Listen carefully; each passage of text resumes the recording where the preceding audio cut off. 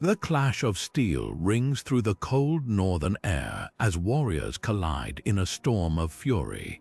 Viking axes splinter against shields, spears snap under the weight of bodies, but one weapon moves with terrifying precision, cleaving through everything in its path. These are the Ulfberht swords, blades so advanced they seem out of place in the brutal 9th century battlefields. Imagine a sword so pure, so strong, it could slice through lesser weapons like paper, centuries before modern metallurgy could replicate its quality. This wasn't just a weapon, it was a technological marvel, a mystery forged in steel. How could warriors from the Dark Ages wield swords with metal so flawless? It wouldn't be matched until the Industrial Revolution, nearly 1,000 years later. The Ulfberht blades weren't just superior, they were impossible for their time. Archaeologists have scratched their heads for decades, piecing together fragments of history to unravel this enigma. Where did this steel come from? Who were the master smiths behind these legendary weapons? And why did their secrets vanish as suddenly as they appeared? This is the story of a discovery that defies history, a puzzle hidden in plain sight. We're about to journey into the heart of one of archaeology's most baffling riddles, tracing the path of these enigmatic swords from the hands of Viking warriors to the forges that may have birthed them. Along the way, we'll uncover clues that challenge what we know about medieval trade, craftsmanship, and the surprising connections that stretched across continents. The Ulfberht swords aren't just relics, they're a key to a lost chapter of human ingenuity. And by the end, you'll see the past in a whole new light. The first clues to this ancient mystery surfaced not in grand castles or treasure hoards, but in the quiet silt of forgotten riverbeds. Workers dredging the Rhine in the 1800s pulled up something unusual, a rusted sword, its blade oddly pristine beneath the corrosion.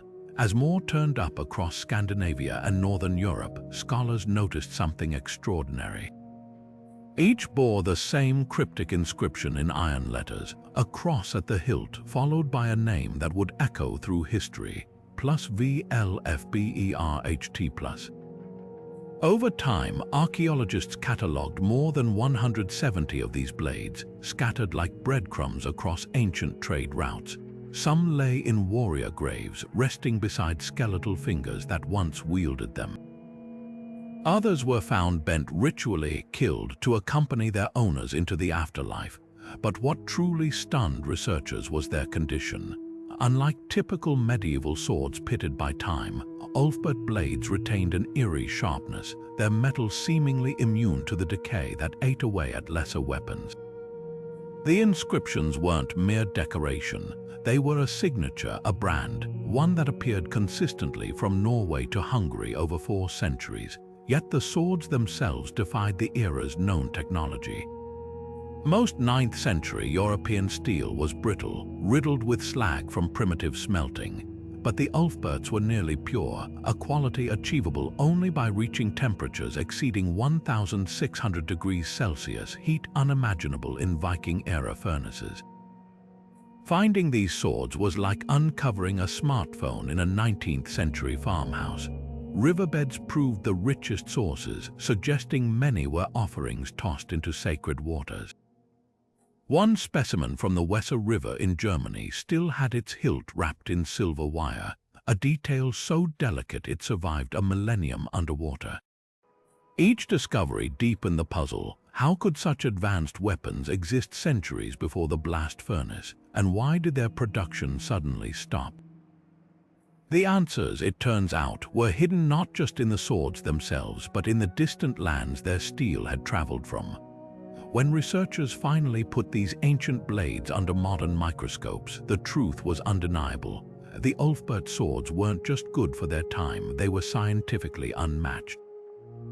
Metallurgists discovered their steel contained an astonishing 0.8% carbon content, nearly 3 times purer than the average Viking sword.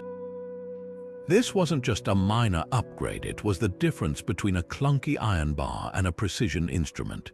Typical Dark Age swords were more like metallic sponges, riddled with impurities like slag, tiny pockets of waste material that made the metal brittle and prone to shattering in battle. Under magnification, they looked like Swiss cheese, weak points waiting to fracture, but the Ulfberts, their crystalline structure was almost flawless, the steel homogeneous and springy, capable of bending without breaking. Imagine swinging a sword that could flex like a diving board instead of snapping like a dry twig.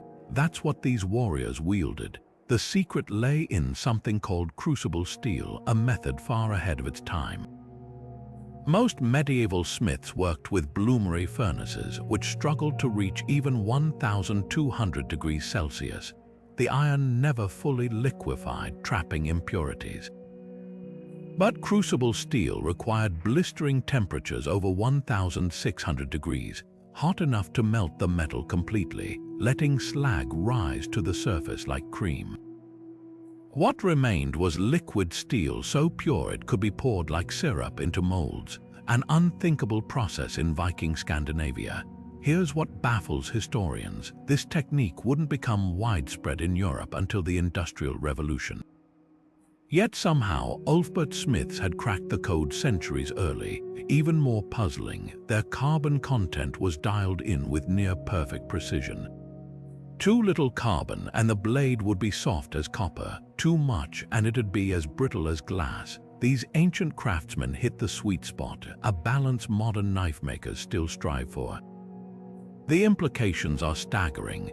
Whoever forged these swords didn't just stumble upon superior steel. They understood metallurgy on a level that shouldn't have existed for another 800 years. This wasn't luck, it was knowledge, and that knowledge had to come from somewhere or someone. The disappearance of Ulfberht swords after the 12th century raises one of history's most perplexing questions: how does groundbreaking technology simply vanish? If these blades represented the pinnacle of medieval metallurgy, why did their secrets fade into obscurity for over 600 years? This wasn't just a minor setback in craftsmanship, it was a complete reversal, like humanity forgetting how to build wheels after inventing them. One prevailing theory points to the collapse of ancient trade networks. The steel in these swords likely originated not in Europe, but in distant lands like Persia or India, where crucible steel production was already perfected. Medieval traders may have transported raw ingots along the Volga trade routes, where Norse merchants could acquire them. But as political upheavals and the Mongol invasions destabilized these networks in the 13th century, the supply of high-quality steel might have dried up overnight. Without access to those imported materials, even the most skilled European smiths would have been stranded, forced to revert to inferior local methods. Another possibility is that the knowledge was deliberately guarded. The Ulfberht inscription wasn't just a maker's mark. It might have been a tightly controlled trademark, a symbol of an elite guild's monopoly. If only a handful of artisans understood the secrets of purifying steel, their techniques could have died with them during plagues, wars, or famines. Unlike today's widespread industrial knowledge, medieval craftsmanship often relied on oral traditions. A single generation's disruption could erase centuries of expertise. What makes this loss so startling is how it contradicts our assumptions about progress. We imagine technology as a ladder, each era building on the last. But the Ulfberht swords prove innovation isn't always linear. Sometimes brilliance flares like a match in the dark, only to be snuffed out by circumstance. By the time European factories rediscovered crucible steel in the 1800s, these Viking-era masterpieces had become legends, their origins blurred by time. The swords weren't just ahead of their time, they were out of time entirely, ghostly reminders that human knowledge is fragile, and greatness can slip through our fingers when history takes a wrong turn. That strange inscription plus VLFBERH+T+ isn't just a name, it's a riddle carved in steel. The letters appear in various forms across the centuries, sometimes missing a plus sign, occasionally scrambled as plus VLFBERH+T. These subtle differences have fueled fierce debates among historians.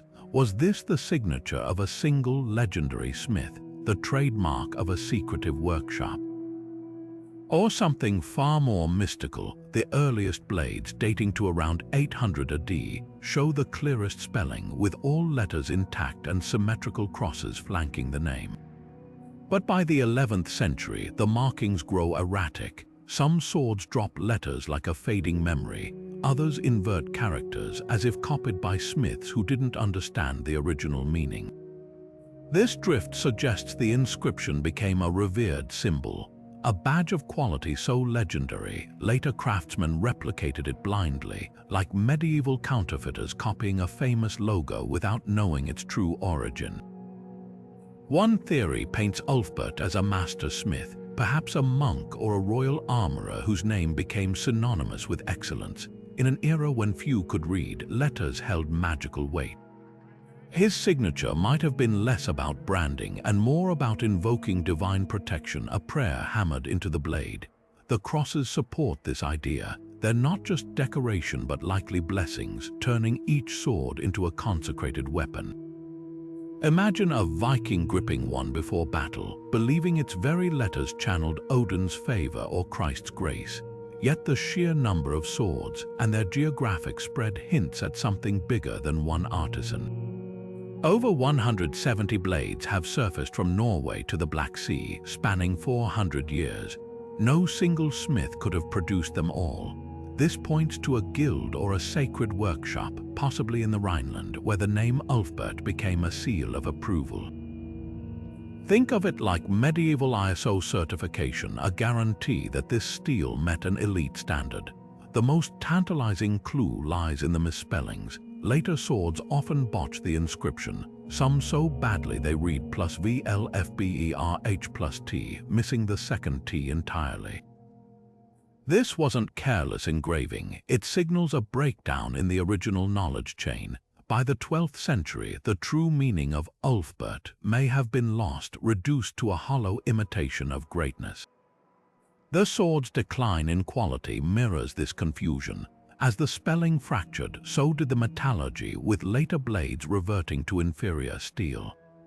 The name remained, but the secret, the soul of the craft, had already slipped away. What began as a mark of mastery ended as a ghost of itself, a word repeated like a half-remembered spell. The inscription that once guaranteed a blade could cut through history itself became just another mystery, waiting centuries for someone to read between the letters. To uncover where these near-magical blades truly came from, we must follow a trail that leads far from the misty fjords of Scandinavia eastward across continents to the heart of the medieval Islamic world. Here, in the workshops of Persia and Central Asia, the secret of crucible steel wasn't just known, it was perfected centuries before the first Ulfberht was ever swung. Archaeologists tracing the sword's origins made a breakthrough when they compared their metal to steel samples from ancient trading hubs like Merv and Damascus. The match was uncanny: identical carbon ratios, the same glass-like slag patterns, even trace elements like vanadium that acted like a chemical fingerprint. These weren't vague similarities, they were perfect overlaps, proof that the raw material for Ulfberht swords likely began its journey in the smelting pits of modern-day Iran or Uzbekistan. The Volga trade routes became the missing link in this puzzle. Norse merchants, known as the Rus, navigated these river highways from the Baltic to the Caspian Sea, trading furs and amber for silver, and possibly ingots of this legendary steel. Persian geographers like Ibn Rushd wrote of Viking traders carrying swords of exceptional quality as early as the 9th century. Crucible steel ingots, small enough to be transported by caravan, would have been priceless cargo, traded hand to hand across thousands of miles until they reached Rhineland forges. But the journey wasn't just about distance, it was about knowledge. The Volga Bulgars, a Turkic people who controlled these trade networks, acted as intermediaries between Islamic metallurgists and Norse buyers. They wouldn't have just sold raw steel, they likely shared techniques too. Some Ulfberht blades show a hybrid design, Viking hilts paired with Near Eastern steel, suggesting a cultural exchange far deeper than mere commerce. Imagine a Viking smith in Germany, hands trembling as he unseals a clay crucible packed with glowing Persian steel, realizing he holds the key to crafting something the world had never seen. The Eastern connection also explains the sword's sudden disappearance. When the Mongols shattered these trade routes in the 13th century, the supply of crucible steel evaporated. European smiths, now cut off from their source, had no way to replicate the process. The knowledge hadn't been lost, it had never fully arrived in the first place. The Ulfberts weren't just weapons, they were the fleeting result of a golden age of connection, a time when the world was smaller than we think, and brilliance could travel until history closed the roads behind it. Not all scholars believe the Ulfberht sword's secrets came from distant lands. A small but passionate group of historians argues these legendary blades might have been born much closer to home in the heart of Europe itself. They point to the Rhineland, where Frankish smiths were pushing the boundaries of metallurgy long before the Viking Age reached its peak. Could these craftsmen have unlocked the secrets of high-quality steel without Eastern influence? Recent digs near German riverbanks have turned up something remarkable: tiny fragments of crucible steel nestled in the ruins of 8th century workshops. These aren't imported curiosities, but local products, their chemical signatures matching ores from the nearby Harz Mountains. One fragment from a forge in Hesse even bears microscopic traces of a high-carbon steel alloy, eerily similar to the Ulfberht composition. It's fragile evidence, but enough to suggest some European smiths were experimenting with advanced techniques centuries before historians assumed it possible. The political implications here are fascinating. If the Franks, especially under rulers like Charlemagne, controlled this technology, it would have been a weapon in more ways than one. Superior swords meant more than battlefield dominance. They were tools of diplomacy and intimidation. Imagine a visiting Viking chieftain receiving an Ulfberht as a royal gift, its gleaming blade silently communicating Frankish power. This wasn't just metalworking, it was psychological warfare, a way to awe potential rivals without drawing a single drop of blood. Yet the counter-arguments are strong. While Rhineland smiths clearly had skill, replicating true crucible steel requires more than talent, it demands infrastructure. The furnaces needed to reach those extreme temperatures leave unmistakable archaeological traces. Specialized brickwork, massive bellows systems, slag pits arranged in precise patterns. So far, no such workshop has been found north of the Alps dating to the Ulfberht era. Those rare steel fragments, they might represent failed experiments rather than mass production, like finding a single light bulb in Thomas Edison's trash and claiming he had a functioning power grid. The debate boils down to scale. Could a handful of brilliant European smiths have produced a few exceptional blades? Possibly.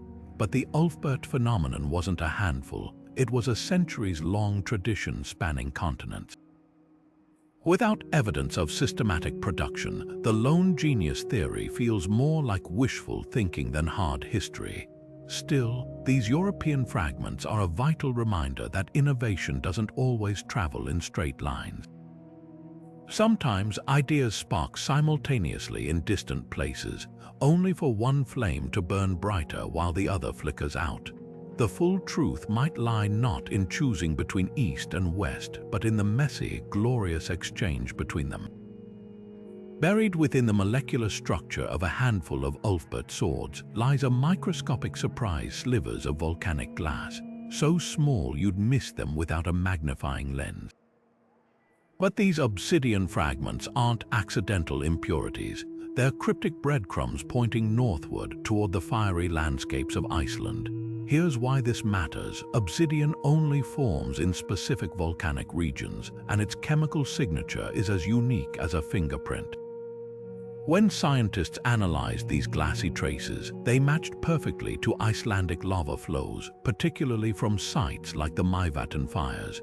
This wasn't just a geological quirk, it was proof of another sprawling trade route, one that connected Rhineland smiths to the very edge of the Viking world. Picture the journey: Icelandic traders hauling chunks of obsidian aboard longships, not for its use as a tool, it's too brittle for sword edges, but as a flux material.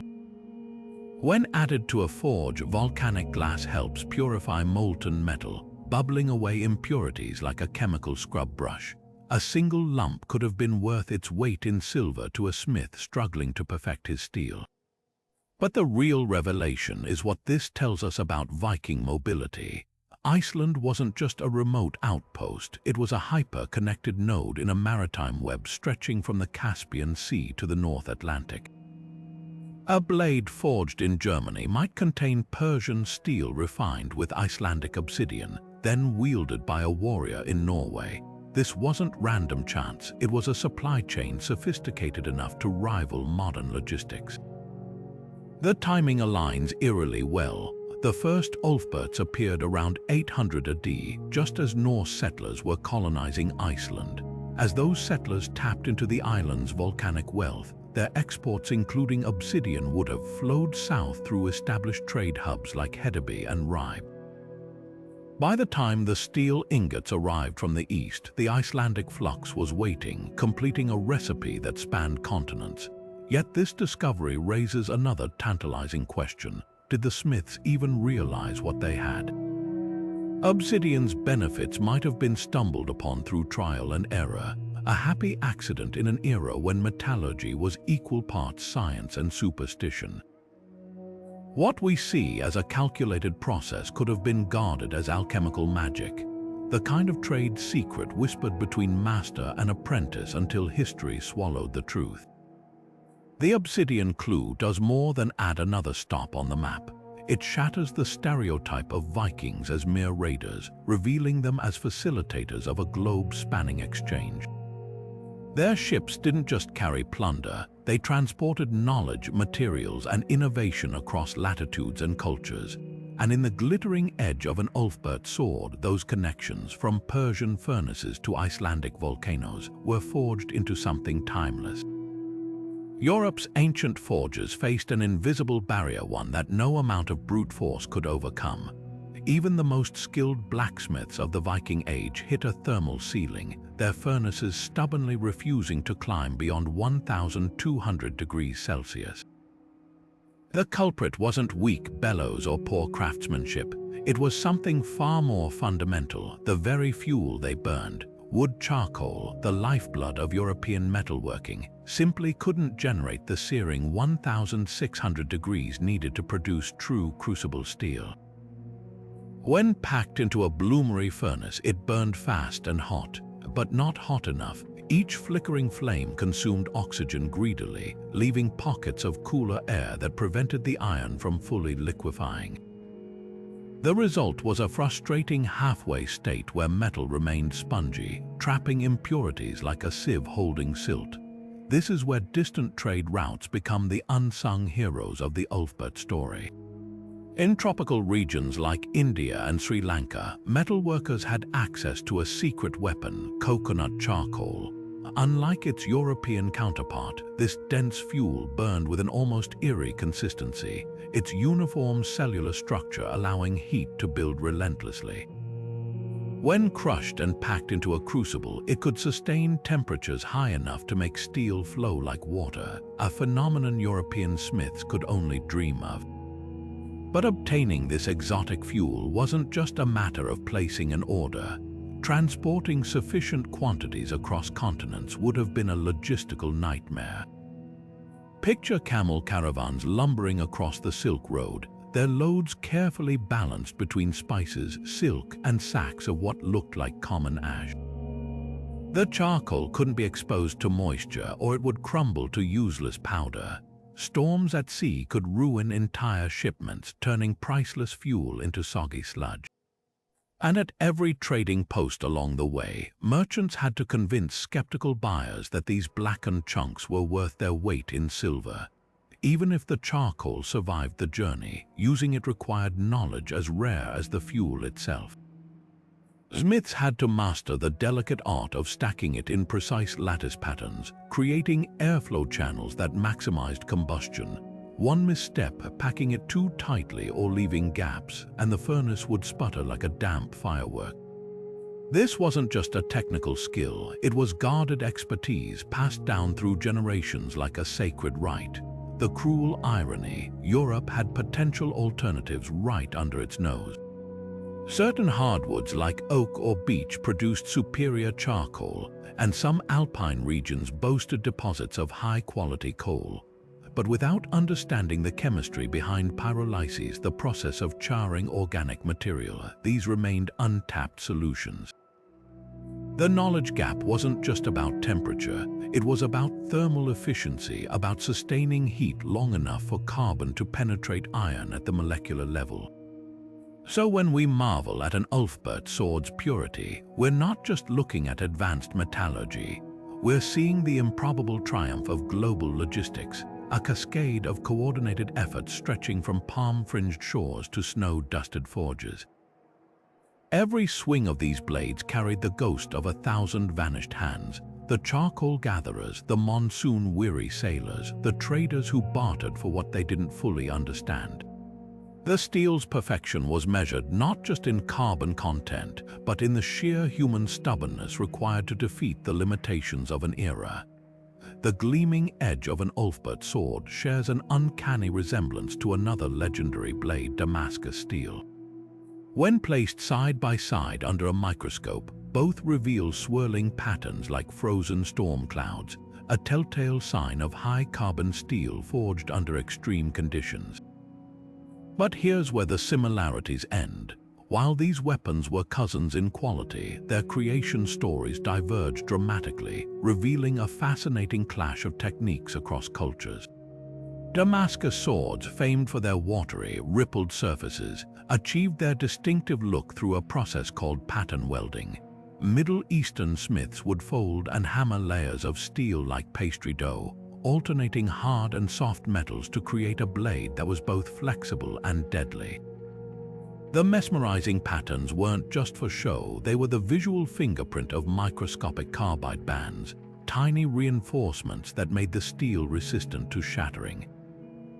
Yet this method relied on manipulating the metal's structure through physical labor, not pure heat. Ulfberhts took the opposite approach. Instead of folding, their makers sought perfection through purification, melting raw steel until it achieved near-liquid purity, then casting it into forms. This crucible method skipped the labor-intensive folding entirely, producing a homogeneous blade without layered patterns. Under magnification, the difference is stark. Damascus steel looks like topographic maps, while Ulfberhts resemble flawless glass. Both were revolutionary for their time, but they represent two separate roads to the same destination, a sword that could outlast its adversaries. A persistent myth suggests Ulfberhts were Europe's answer to Damascus blades, or that Viking smiths reverse-engineered Middle Eastern designs. But metallurgical evidence debunks this.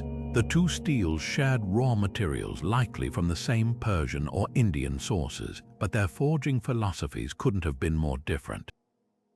Damascus swords celebrated the artistry of the forge, their patterns a badge of the smith's hammer strokes. Ulfberhts hid their genius beneath a deceptively plain surface, their strength lying in what wasn't there: the absence of impurities, the silence of flaws. This distinction matters because it reveals a deeper truth about medieval innovation. Great minds don't always think alike. Sometimes they deliberately think apart. Faced with the same challenge, creating unbreakable steel cultures devised entirely unique solutions. One embraced complexity, the other pursued purity. Both succeeded spectacularly, proving there's no single path to greatness. The real connection between these swords isn't technical, it's philosophical. They stand as twin testaments to human ingenuity, forged in fires a world apart, yet equally dazzling in their brilliance. Owning an Ulfberht sword wasn't just about battlefield advantage, it was like driving a Lamborghini through 9th century Europe. Historians estimate a single blade could cost the equivalent of a Viking longship, roughly the price of a small village. These weren't tools, they were trophies flaunted by kings and warlords to broadcast their power. Imagine a chieftain strapping a Mercedes hood ornament to his belt. That's the level of prestige we're talking about. The Icelandic sagas overflow with tales of these legendary weapons changing hands as royal gifts. In one account, King Håkon the Good presents an Ulfberht to his most loyal retainer, not just as payment but as a visible token of favor, a metallic hug that said, "Your family now." Another saga describes a warrior refusing 7 chests of silver for his sword, declaring its worth surpassed any treasure. This wasn't hyperbole. Chemically pure steel could mean the difference between life and death in a shield wall, making it more valuable than jewelry or land. But the real shock comes when we break down the economics. Constructing a longship required 40,000 hours of skilled labor, the same manpower needed to build 11 medieval cathedrals. Yet warriors willingly traded that potential naval dominance for a single blade. Why? Because in Viking society, status wasn't just about what you owned, but what you carried into battle.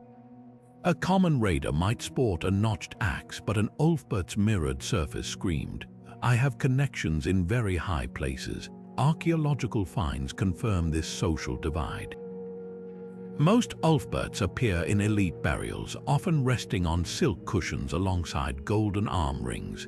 One Norwegian grave contained a sword positioned upright in its owner's skeleton, a deliberate message to the afterlife that this warrior deserved respect. Even the act of killing a sword by bending it for burial carried symbolism. Only the wealthiest could afford to sacrifice such priceless metal to the gods. The prestige factor explains why so many knockoffs flooded the market. Just as modern counterfeiters replicate Rolex watches, lesser smiths produced Ulfberht-style blades with inferior steel, hoping to cash in on the brand's mystique. Some even faked the inscription, etching plus VLFBERH+T plus onto ordinary swords to dupe unsuspecting buyers. The irony: these phonies often ended up in the graves of aspiring elites, their shoddy craftsmanship revealed only when modern archaeologists X-rayed the corroded metal. What truly cements the Ulfberht's legendary status isn't just its cost, but its cultural footprint. These swords appear in runestones, poetry, and even legal texts. One Norse law code lists them as acceptable collateral for resolving blood feuds. They weren't mere weapons, they were social currency woven into the fabric of power. When a chieftain gifted an Ulfberht, he wasn't just arming an ally, he was forging a visible chain of loyalty, one that glittered in the firelight of every mead hall it entered. The task of recreating an Ulfberht sword with only medieval tools seemed impossible until master bladesmith Richard Ferrer stepped into his forge in 2012. His mission, to prove whether Dark Ages craftsmen could have achieved such perfection without modern technology. The project would demand over 100 grueling hours, pushing historical metallurgy to its absolute limits. Ferrer began by constructing a bloomery furnace identical to those used in Viking-era Europe, stacking clay bricks in precise configurations to maximize heat retention. His fuel, not the exotic coconut charcoal of the East, but traditional European wood charcoal, the same thermal bottleneck that stunted medieval smiths. As the furnace roared to life, temperatures climbed agonizingly slow, struggling to break 1,200 degrees. This wasn't just an experiment, it was a battle against physics itself. The breakthrough came when Ferrer introduced a technique known as carburization, a painstaking process of layering iron with organic materials like bone and leather, then sealing it in a clay crucible. For 72 continuous hours, he fed the furnace, adjusting airflow with hand-operated bellows modeled after 9th century designs. The goal was to force carbon atoms into the iron's molecular structure, atom by atom, mimicking the natural properties of imported crucible steel. One misstep, a single degree too hot or cold, would ruin everything. When the crucible finally cracked open, the result was a teardrop of glowing steel so precious it had to be handled like blown glass. VLFBERH's hammer strikes had to be perfect. Any flaw would propagate through the crystalline structure, dooming the blade. Watching him work was like witnessing a sculptor defying gravity. Each swing of the hammer calculated to within millimeters, folding the metal over 3,000 times to align its grain. The rhythmic clangs echoed techniques described in ancient Norse sagas, where smiths were said to sing the metal into shape. The final test came at the polishing wheel. As layers of grit revealed the blade's surface, VLFBERH held his breath. Would it show the telltale, pearlite streaks of true Ulfberht steel? Under a jeweler's loupe, the metal structure shimmered with that same eerie homogeneity, its carbon content hovering at 0.75%, a whisper away from the ancient originals. The sword could flex nearly 40 degrees without snapping, a feat unmatched by any other replica using period tools. Yet the experiment left haunting questions. Even with 21st century knowledge guiding him, VLFBERH admitted his creation fell just short of the finest Ulfberts. Something in the original process, perhaps a forgotten quenching technique or an undiscovered flux material, still eluded modern science. His conclusion: the medieval smiths weren't just skilled, they operated at the outer edge of what their technology allowed, achieving near miraculous results through generations of trial and error.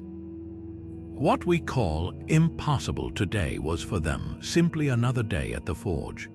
The sprawling trade networks that supplied Ulfberht swords stretched like invisible threads across continents, weaving together cultures that never met face to face. At the heart of this web lay the Volga River, a liquid highway connecting Norse traders to the distant Caspian Sea. Viking longships, built to navigate shallow rivers as easily as open ocean, could sail south from the Baltic carrying furs, amber, and slaves, then return with silver dirhams minted in Baghdad and, crucially, ingots of high-carbon steel. But the journey didn't end there. From the Caspian, caravans would transport these steel cakes along the Silk Road's northern spur, where Persian merchants had traded crucible steel for centuries. The real challenge wasn't distance, it was timing. These routes were only passable during narrow seasonal windows. Spring floods could turn Russian rivers into torrents, while summer droughts left them too shallow for laden ships. One particularly harsh winter might freeze the Volga solid for months, stranding critical shipments. Climate records reveal a startling correlation. The Ulfberht sword's golden age aligns perfectly with the medieval warm period, a stretch of unusually mild weather from 800 to 1200 AD. Rivers stayed navigable longer, mountain passes remained ice-free, and harvests flourished, creating the economic surplus needed to fund such extravagant imports. But as temperatures dropped in the 13th century, the system began to unravel. The Little Ice Age brought shorter growing seasons and fiercer storms, making steel transport riskier and more expensive. Mediterranean routes offered alternatives, though no less treacherous. Arab geographers describe Norse traders portaging their ships between rivers in what's now Ukraine, dragging vessels overland to reach the Black Sea. From there, some likely sailed to Constantinople, where Byzantine officials recorded Franks trading for white steel. Others may have ventured further, following ancient Phoenician sea lanes to Syrian ports like Antioch. But piracy plagued these waters, and political upheavals, like the Crusades, could suddenly render friendly ports hostile. The fragility of these networks explains why Ulfberht production was always precarious. A drought in Central Asia might delay steel shipments for years. A Khazar warlord demanding new tariffs could make the trade unprofitable overnight. By the time Mongol horsemen shattered the Silk Road in 1237, the routes were already crumbling under environmental strain.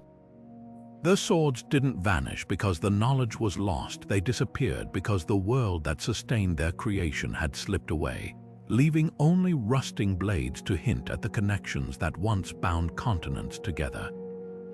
The mystery of the Ulfberht swords deepens when we consider the possibility that their makers weren't just skilled, they were keepers of secrets so valuable they'd rival modern industrial patents. Medieval smithing guilds operated like closed societies, with initiation rites and oaths binding members to silence. A single technique, whether a special quenching liquid or a hidden flux ingredient, could have been the difference between ordinary steel and these near-mythical blades. One tantalizing clue comes from an 11th century manuscript penned by the monk Theophilus Presbyter. In his treatise on divers arts, he describes a quenching process involving the blood of a red-haired man mixed with rainwater.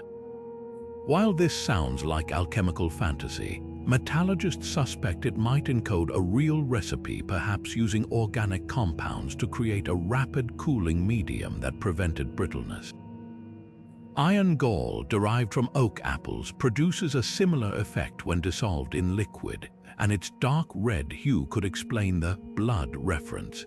If Ulfberht smiths discovered such a formula, guarding it would have been a matter of life and death. Then there's the question of flux, the mysterious additives that purified molten metal. Icelandic sagas mention fire-cleaning stones, traded from the far north, possibly crushed obsidian or even cryolite from Greenland. When sprinkled into a crucible, these minerals could lower the melting point of impurities, allowing them to rise like scum to the surface. A guild controlling access to such materials would essentially hold a monopoly on quality steel, much like De Beers with diamonds today. The consistency of Ulfberht blades hints at something even more startling: standardized procedures. Unlike the variable quality of most medieval swords, these weapons maintained near identical carbon content across centuries, a feat impossible without rigorous quality control. Some historians propose the existence of a master crucible, a sealed container passed down through generations, its interior coated with carbon-rich material that would infuse each batch of steel with precise properties. Yet the most compelling evidence for guild secrecy lies in the swords themselves. Later Ulfberhts show a decline in quality exactly as counterfeit inscriptions proliferated. This wasn't just imitation, it was knowledge fragmentation, like photocopies of a photocopy losing clarity each time. The original techniques didn't vanish, they were simply too closely held to survive when political upheavals scattered the master smiths. By the time Europe rediscovered crucible steel in the Industrial Age, the Ulfberht secrets had become just another whisper in the forge's roar. Hidden within the molecular makeup of Ulfberht steel lies a geological roadmap, one that points unerringly toward the rugged mountains of modern-day Afghanistan. When scientists analyzed trace elements like vanadium and molybdenum in the blades, they found ratios so distinctive they might as well have been GPS coordinates. These weren't random impurities, they were chemical signatures matching ore deposits from the Badakhshan region, home to some of the world's richest iron veins. It's as if each sword carried an invisible label reading, "Made with minerals from the Hindu Kush." The real breakthrough came from studying lead isotopes, tiny atomic variations that act like geological fingerprints. Unlike other elements, lead's isotopic composition doesn't change during smelting, preserving a perfect record of its origin. When researchers compared Ulfberht samples to ore databases, the closest matches led to mines near Panjshir Valley, where ancient shafts still scar the landscape. These weren't just any deposits, they were legendary sources of white iron, mentioned in medieval Persian texts as yielding metal of exceptional purity. But here's where the plot thickens. Some Ulfberhts contain trace copper that doesn't match Afghan ores at all. Instead, it aligns with Cypriot deposits over 2,000 miles to the west. This bizarre mixing suggests a supply chain more complex than anyone imagined. Picture this: raw ore mined in Afghanistan, smelted with Cypriot copper as a flux, then traded along routes that zigzagged across empires. The swords didn't just cross borders, they were literally forged from them, their steel a metallic tapestry of the medieval world's connections. The lead isotopes reveal another wrinkled time. Some blades show isotopic signatures from mines that were exhausted centuries before the Viking Age. This implies the steel wasn't freshly smelted, but recycled from older objects, perhaps Roman or Sasanian metalwork plundered or traded northward. Imagine a Frankish smith unwittingly reshaping a 500-year-old Persian helmet into a revolutionary new weapon, the original ore's memory persisting through generations of reforging. These findings shatter simplistic narratives of linear trade. The Ulfberts weren't products of a single route, but amalgams of chance and necessity. Afghan ore meeting Mediterranean copper, blended with who knows what salvaged relics, all transformed by Norse craftsmanship. Their steel whispers of caravans caught in sandstorms, ship holds leaking saltwater onto precious ingots, and the desperate ingenuity of smiths making masterpieces from whatever materials history tossed their way. The crosses flanking the Ulfberht inscription aren't just decorative, they're a whisper from the shadows of medieval monasteries where prayer and swordcraft might have intertwined. Among the most compelling theories suggests these blades weren't forged in smoky Viking workshops, but in the scriptorium-lit halls of German abbeys where warrior monks turned sacred art into lethal science. Take the Abbey of Fulda, a 9th-century powerhouse of learning and piety. Its scriptorium produced illuminated gospels, but its underground workshops may have housed something far more surprising: furnaces. Historical accounts describe monastic communities like Fulda as cities of God, where blacksmithing was considered divine labor, a way to mirror the Creator's craftsmanship. The rule of Saint Benedict explicitly encouraged monks to practice metalwork, and excavations have revealed anvils alongside altar stones. Could these holy men have been the unseen masterminds behind Europe's most advanced weapons? The timing fits eerily well. The earliest Ulfberts coincide with Charlemagne's reign, when Frankish monasteries served as arms depots for imperial armies. Chroniclers like Einhard wrote of abbeys supplying arms and armor to royal forces, while the Utrecht Psalter, a 9th-century manuscript, depicts monks hammering swords under a watchful divine eye. Even the crosses on the blades match liturgical designs from Rhineland churches, suggesting these weren't just random marks but deliberate benedictions, turning each sword into a consecrated object. Then there's the curious case of St. Gall, a Swiss monastery whose records list payments for gladium principium, exceptional swords shipped to northern warlords. One parchment even mentions a gifted armorer named Ulfberht, though whether this was a person, a title, or a fabrication remains hotly debated.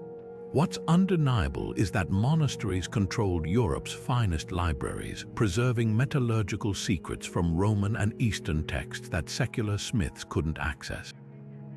A monk studying Arabic alchemy manuscripts might have stumbled upon crucible techniques lost to the wider world, but the theory isn't without its skeptics. Critics point out that no crucible fragments have been found at monastic sites, and church records often distinguish between holy artisans and sword makers for war. Yet recent digs at Lorsch Abbey uncovered slag piles with unusual manganese traces, a chemical quirk also present in some Ulfberts. It's possible the church outsourced production to lay brothers or secular smiths under strict oversight, keeping their methods as guarded as relic formulas. Perhaps the most tantalizing evidence lies in the swords themselves. Several Ulfberts bear subtle engraving errors, crosses tilted a few degrees off true, letters slightly misaligned. These imperfections mirror mistakes in contemporary liturgical manuscripts, suggesting the same hands that copied sacred texts might have etched steel. Whether the swords were forged by monks or merely blessed by them, their legacy blurs the line between chapel and armory, revealing an era when faith and steel were forged in the same fire. What makes the Ulfberht swords truly extraordinary isn't just their quality, it's their consistency. Across 4 centuries and hundreds of blades, these weapons maintained a level of purity that would challenge modern factories.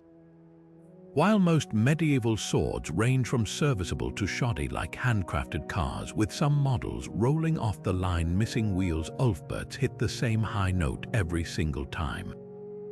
This wasn't just good luck, it was a system. Examine a typical 10th century sword dug up in England and you'll find a grab bag of flaws, uneven tempering, slag pockets big enough to trap a fingernail, edges that crumble under stress. Now compare it to an Ulfberht from the same era. Under magnification, the difference is staggering. The Viking Age equivalent of a mass-produced blade looks like a gravel road, bumpy and unpredictable. The Ulfberht, a pane of black glass, its carbon content hovering within a razor-thin margin of error, typically between 0.7 and 0.8%. That's tighter tolerance than most modern kitchen knives. This precision points to something revolutionary for the Dark Ages: standardized manufacturing.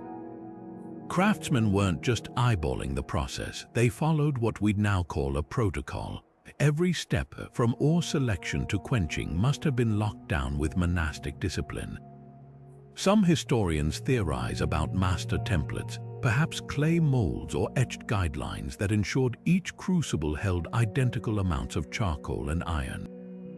Others suggest a quality control checkpoint where blades were tested before receiving that coveted inscription. Imagine a burly Norse inspector flexing each sword over his knee, rejecting any that didn't sing with the right pitch. The contrast with contemporary weapons is almost comical. A Frankish smith might produce a decent blade one day and a brittle mess the next, depending on the ore batch or how much ale he'd consumed. But Ulfberht show no such mood swings. Whether forged in 850 or 1120, their steel behaves like twins separated at birth. This consistency required more than skill, it demanded infrastructure. Someone was keeping records, training apprentices to follow exact recipes, maybe even maintaining secret warehouses of premium materials. Archaeological clues support this. At Ribe, Denmark, excavators found a workshop district with specialized areas for each production stage: raw ore in one quarter, forging in another, polishing downstream. It resembles a primitive assembly line centuries before Henry Ford. The real kicker: waste piles contained almost no discarded Ulfberht blanks. Either these smiths never made mistakes unlikely, or they melted down failures before they could escape the workshop. This level of control hints at something deeper than craftsmanship: brand identity.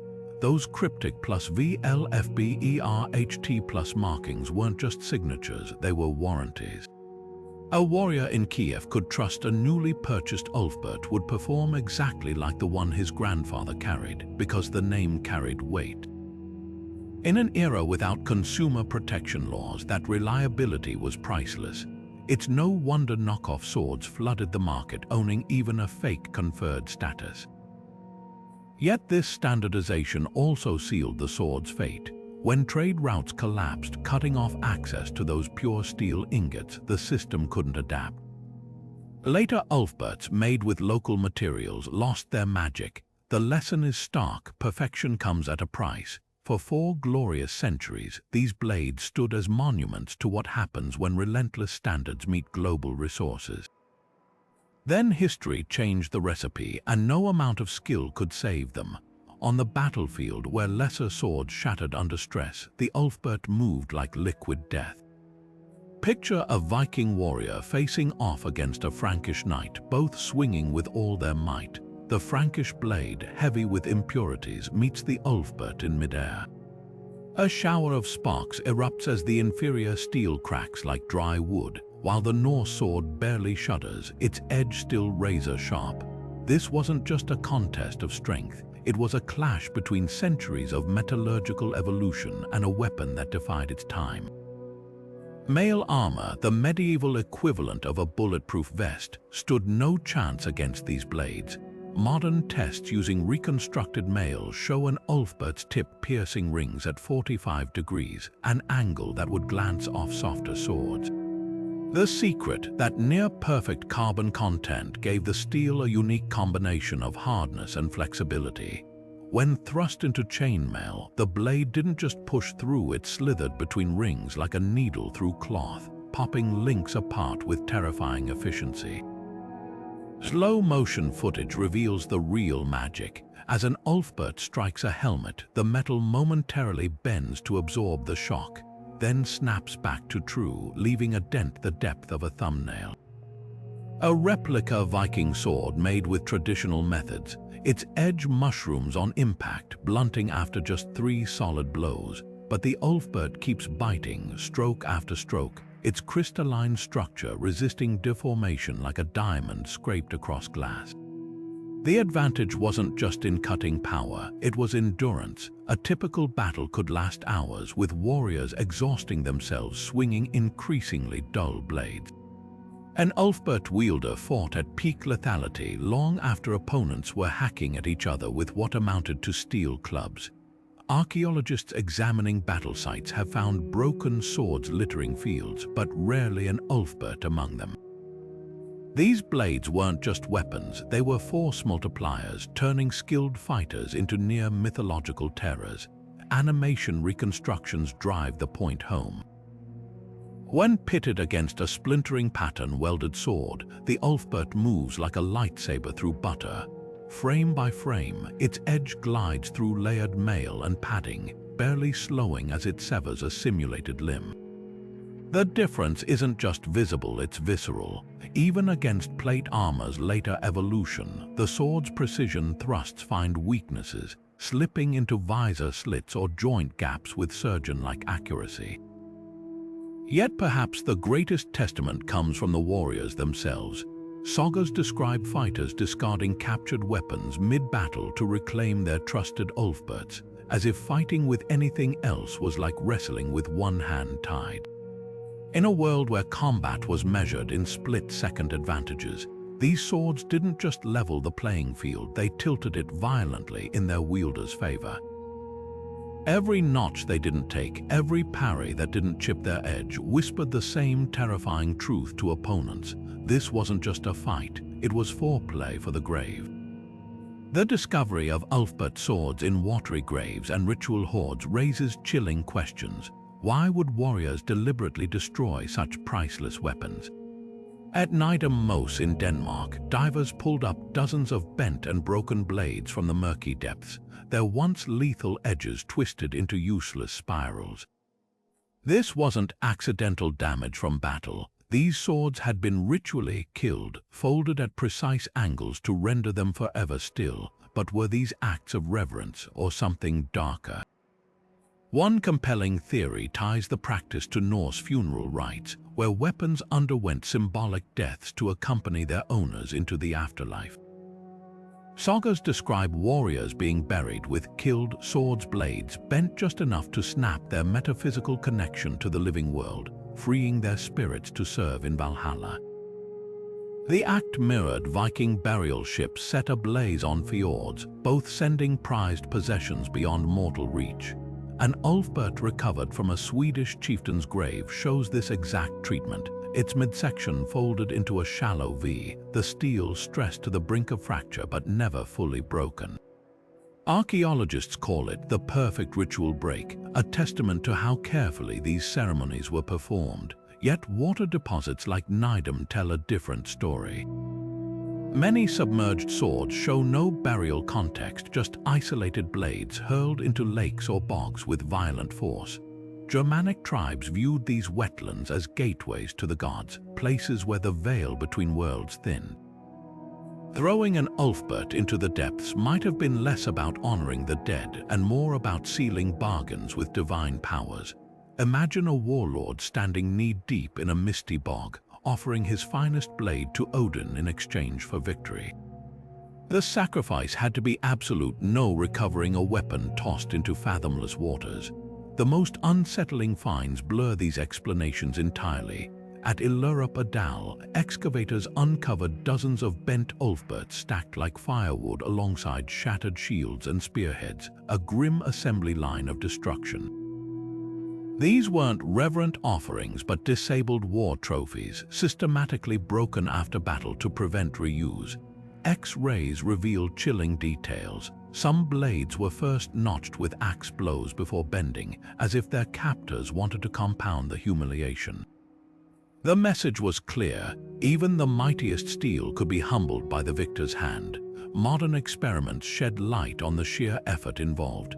To bend a 2-pound Ulfberht requires over 300 foot-pounds of torque, the equivalent of hanging a full-grown man from the tip while the hilt stays clamped. Achieving this without snapping the blade demands precise leverage points, suggesting specialized tools or communal rituals where multiple people participated in the killing. One reconstruction showed heating the sword to cherry-red temperatures made it pliable, hinting that some might have been softened in funeral pyres before their final deformation. The contradictions multiply when we examine regional patterns. Scandinavian deposits lean toward ritualistic placements, swords nestled alongside animal bones and amulets in carefully arranged formations. Further south, in Frankish territories, bent Ulfberts often appear in mass weapon dumps, their presence signaling military dominance rather than spiritual passage. This cultural split mirrors the duality of the swords themselves, objects of both sacred veneration and brutal pragmatism. Perhaps the most haunting evidence comes from a sword dredged from Ireland's River Shannon. Unlike the controlled bends of grave offerings, this blade was mangled, twisted into a corkscrew as if by superhuman rage. Forensic analysis found human blood embedded in its grip, dating to the same century as its deposition. Was this a murderer disposing of his weapon, a bereaved family casting away a cursed object? The truth lies suspended between archaeology and legend, as elusive as the reflections once glimpsed in the sword's now rusted surface. These acts of destruction force us to confront a paradox. The very people who cherished Ulfberts as masterworks were often the ones who condemned them to ruin. Whether surrendered to gods, interred with kings, or shattered by conquerors, each bent blade tells a story that transcends its function as a weapon. They become time capsules of belief, violence, and the fleeting nature of power, steel, monuments to the fact that even the mightiest things can be brought to their knees. The name Ulfberht carries more than just an identity. It's a linguistic puzzle hammered into steel. Broken down, it fuses two Old High German words, Ulf, meaning wolf, and Bert, translating to bright or shining. Together, they form a compound that echoes through history like a battle cry, Ulfberht. But this wasn't just a casual nickname. In an era when names held power, this combination would have crackled with symbolism, evoking the glint of a predator's eyes in the firelight or the stark contrast of moonlight on a blade's edge. Some scholars argue the name functioned as a poetic signature, a smith's way of branding his work with more than just craftsmanship. Wolves in Norse and Germanic lore weren't just animals, they were emblems of ferocity and cunning, allies of Odin and omens of battle. Pair that with bright, a term linked to both radiance and legendary swords like Beowulf's Hrunting, described as victory bright, and the name transcends mere identification. It becomes a promise, a blade sharp as a wolf's tooth, gleaming with deadly potential. Yet others see mystical intentions behind the inscription. Runic carvings often doubled as spells, and the crosses flanking the name suggest divine protection. Imagine a warrior gripping his sword before combat, tracing those letters and believing they channeled the wolf's ruthlessness and the divine light of Christ or the Aesir gods. The name might have served as a talisman, its very utterance a shield against steel and shadow alike. The linguistic trail grows more intriguing when we examine regional dialects. Bert was a common suffix in Frankish names. Think of historical figures like Bertwald or Bertfrid, but Ulf roots the name firmly in Scandinavian tradition. This hybridity mirrors the swords themselves. Frankish craftsmanship possibly melded with Norse mythology, creating a brand that resonated across cultures.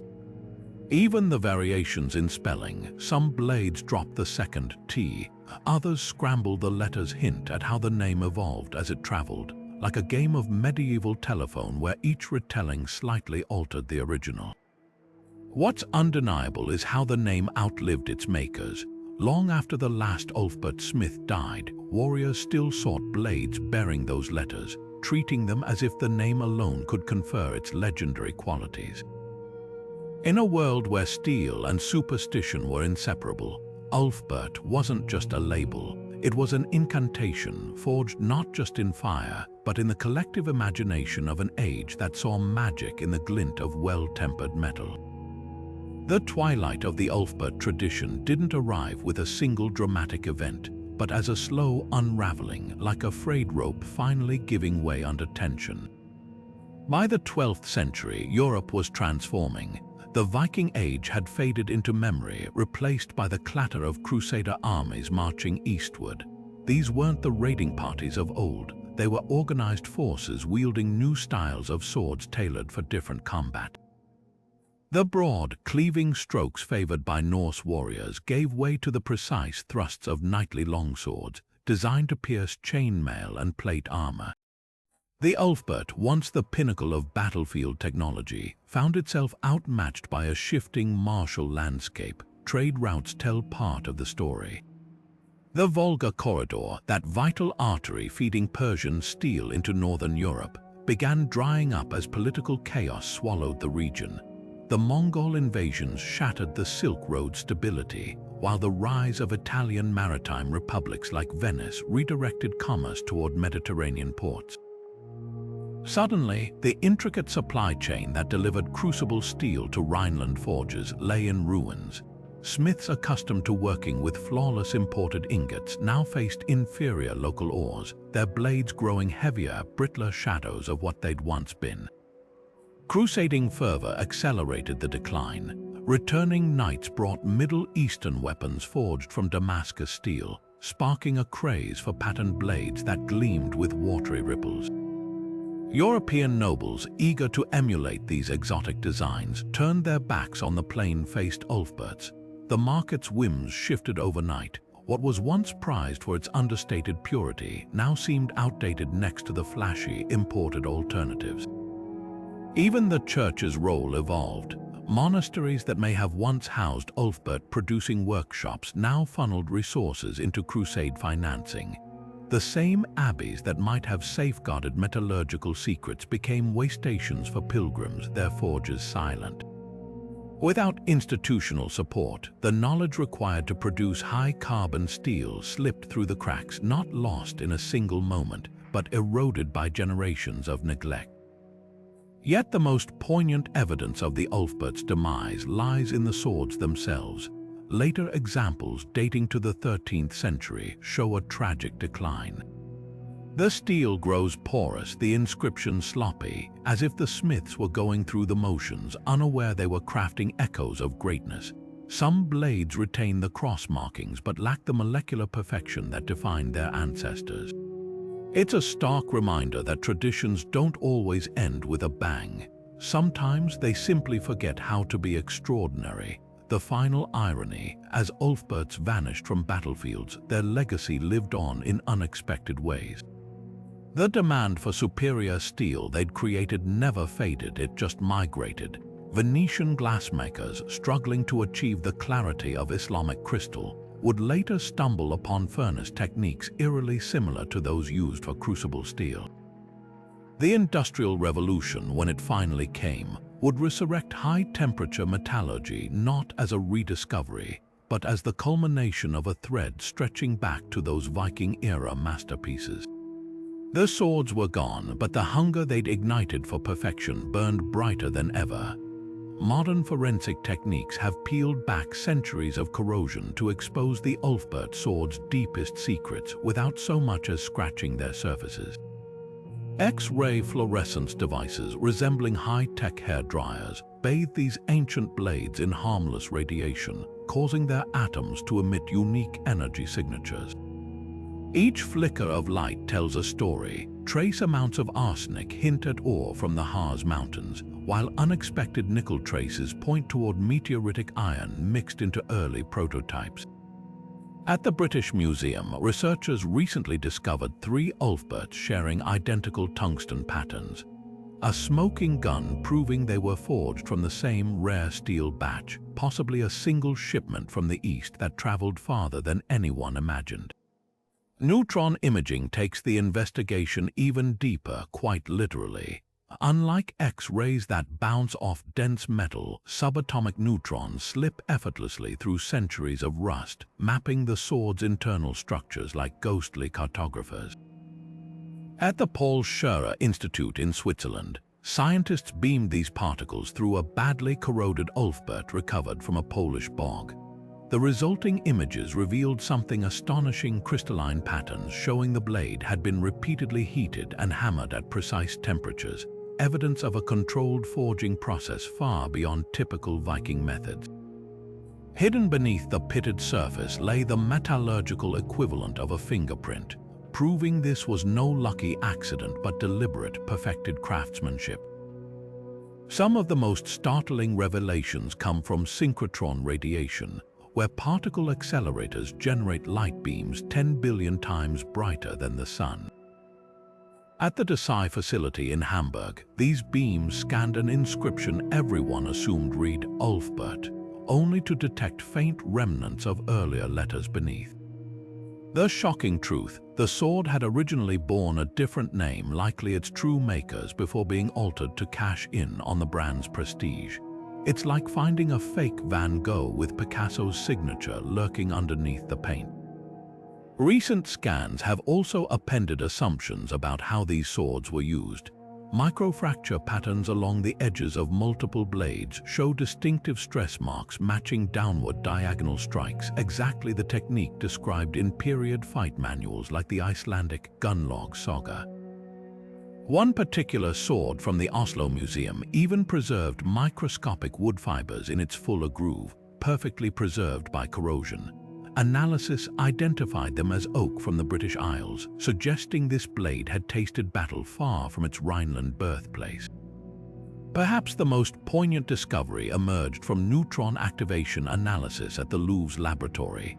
Tiny pockets of preserved organic material were found inside the cracked hilts of 3 ceremonial swords, traces of human skin cells and blood proteins.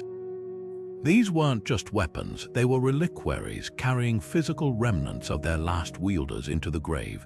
The same techniques detected plant wax residues on blade surfaces, evidence they'd been ritually anointed before burial, their edges consecrated for the journey to Valhalla.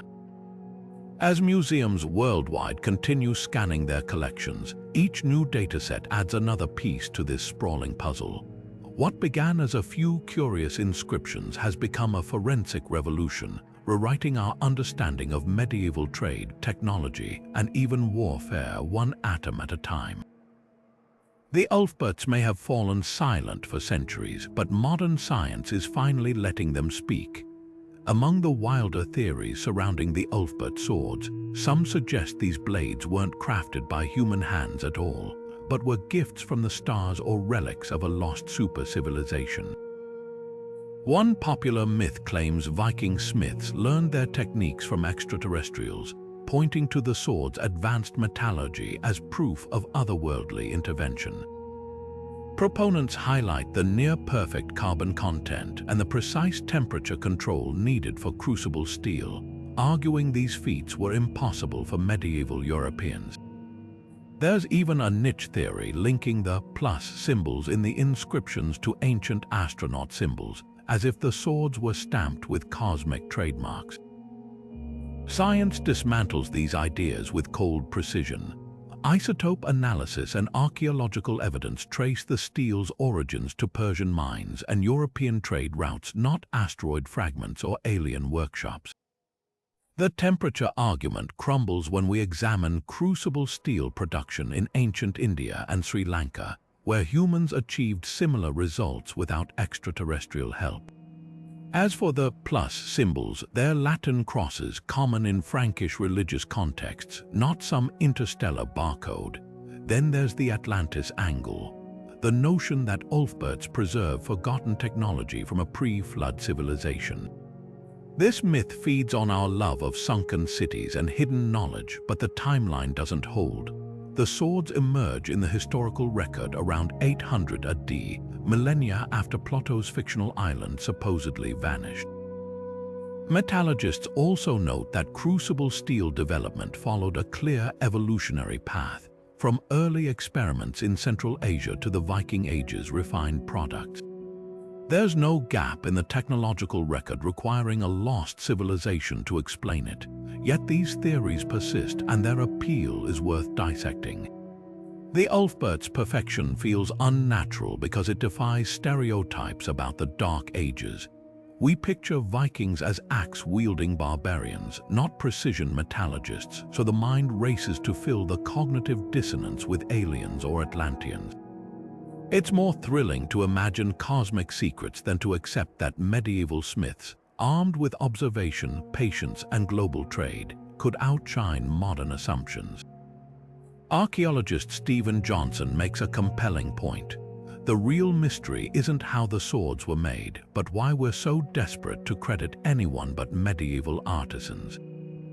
This speaks to a deeper bias, the assumption that technological leaps require divine or extraterrestrial intervention, as if human ingenuity alone couldn't bridge the gap.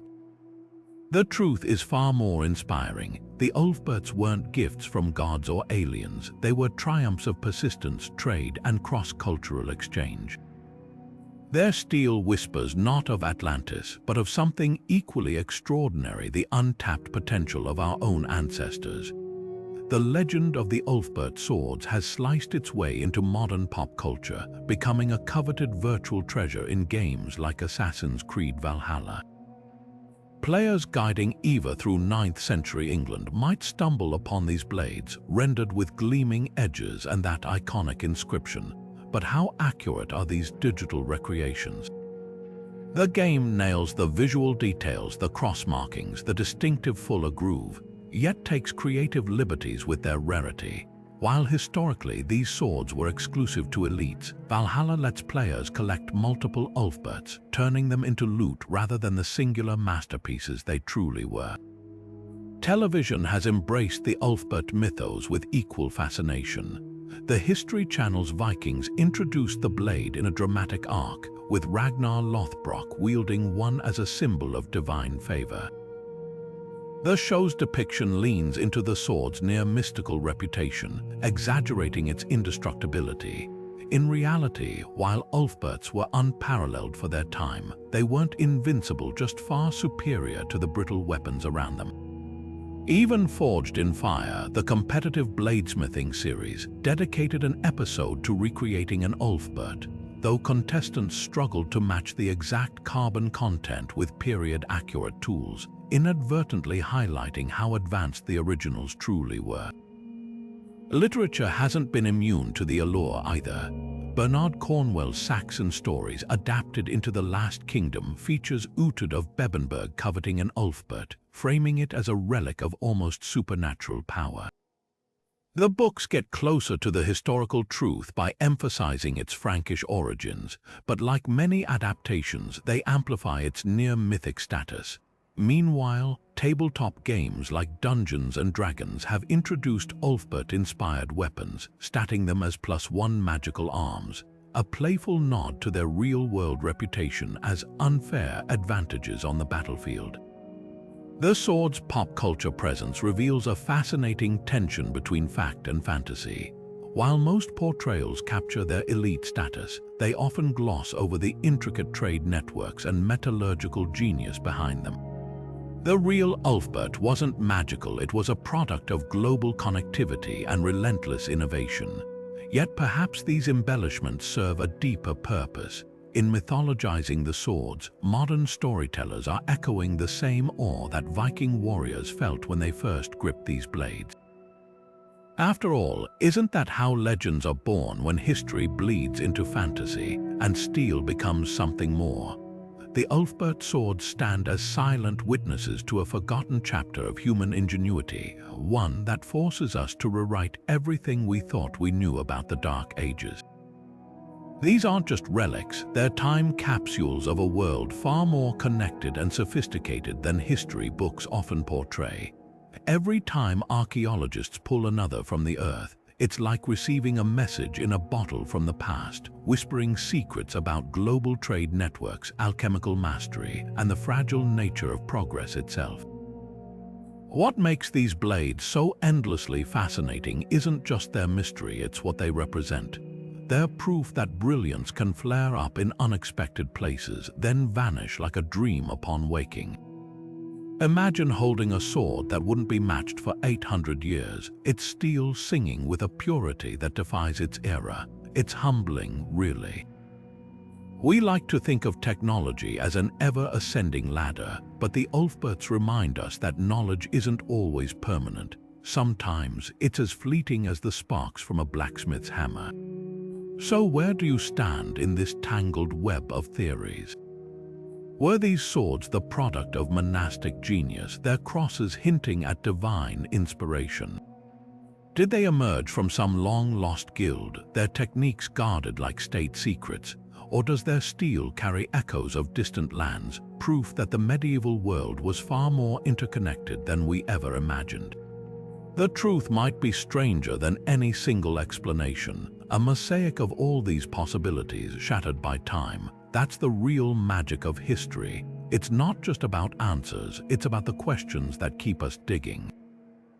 So tell us in the comments which theory resonates with you, and what other forgotten mysteries should we shine a light on next. Hit subscribe to join us as we keep unraveling the past, one astonishing discovery at a time.